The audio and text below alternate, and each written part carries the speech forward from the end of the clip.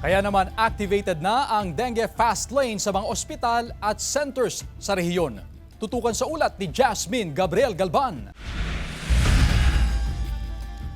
Mas lalo pang pinaigting ang monitoring ng Center for Health Development o CHD sa natatalang kaso ng dengue sa Region 1. Sa loob lamang ng 2 buwan ngayong taon, umabot na sa kabuang 1,064 ang dengue cases sa rehiyon.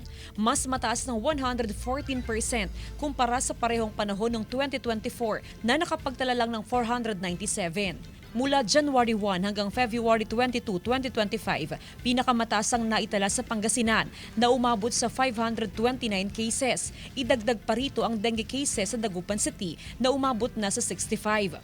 220 cases sa La Union, 167 sa Ilocos Sur at 83 sa Ilocos Norte. Ang dengue naman po kasi all year round. Ito nga lang pong year na ito, medyo nagkaroon lang po tayo ng kaunting pagbabago ng panahon.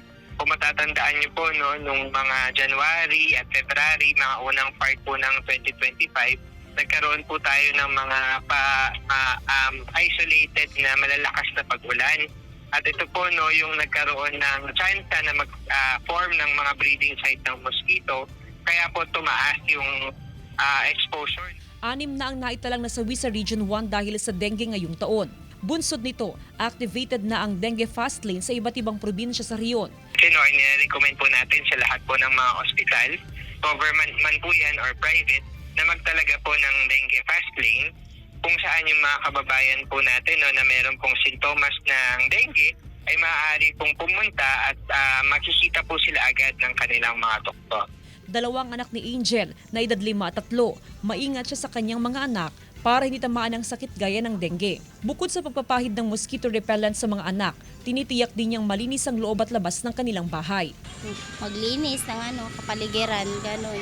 Iwasan yung may mga tubig na pagmumulan. Patuloy ang paalala ng health authority sa publiko na maging alerto sa banta ng dengue. Kasabay nito ang panawagang agad magtungo sa ospital sakaling makaranas ng anumang sintomas ng dengue. Giit ng CHD na kayang malunasan ng dengue kung ito ay maagapan.